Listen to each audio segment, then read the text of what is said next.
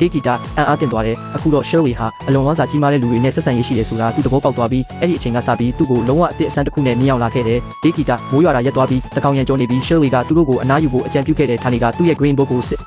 စေဘီလူမဲခီးသွားတွေတဲခုခွင့်ပြုတဲ့မိုးတဲ့တစ်ခုကိုရှာတွေ့ခဲ့တယ်ဒီတစ်ခါတော့ဌာနေက Shirley နဲ့အတူအဲ့ဒီမှာနေဖို့ရွေးချယ်ခဲ့တယ် Shirley ရဲ့အထီးကျန်မှုကိုသူနောက်ဆုံးတော့နားလည်လာပြီးတေးဂီတာနောက်ဆုံးတော့သူတို့ရဲ့နောက်ဆုံးဖြုတ်ပြပွဲအတွက်ကျင်းပရာနေရာကိုရောက်လာကြတယ်စီစဉ်သူတွေကသူတို့ကိုခန်းနာစွာကြိုဆိုခဲ့ကြတယ်သူတို့ရဲ့ကားအတွက်ကားပါကင်တောင်တီးတန့်ထားပေးတယ်ဒါပေမဲ့အထဲကိုရောက်တာနဲ့နောက်ဘက်ဝင်ပေါက်ကနေခေါ်သွားကြတယ် Shirley အတွက်ပြင်ဆင်ထားတဲ့အခန်းကမီးဖိုချောင်း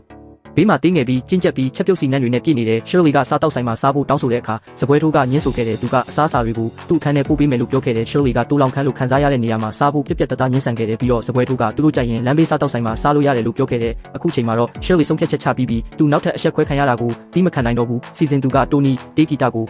သူ့ကိုဆွဲဆောင်ဖို့တောင်းဆိုခဲ့တဲ့ဖြောပြပွဲကိုလူလေးရကြော်ဆောင်နေတယ်လို့သူပြောတဲ့စကားပြောနေတော့တိုနီကိုတေးဂီတာပတ်စံနဲ့တောင်လက်ထိုးဖို့ကြိုးစားခဲ့တယ်တိုနီဒေါသထွက်သွားတယ်ပတ်စံကိုညင်းပြီးရှာလီနဲ့အတူထွက်သွားခဲ့တယ်သူတို့နှစ်ယောက်လမ်းဘေးစားတောက်ဆိုင်ငယ်လေးတစ်ခုစီရောက်သွားတယ်သူတို့ရဲ့ကြော်ရှင်းတဲ့အဝတ်စားတွေကလုံးဝကိုမသင့်တော်ပေမဲ့ဘယ်သူမှသူတို့ကိုအထင်မသေးကြဘူးထောက်မှာစံရဟောင်းတစ်လုံးရှိတယ်စတင်းဝဲမဟုတ်ပေမဲ့ရှာလီကတော့ထိုင်ပြီးတိခတ်နေတော့မယ်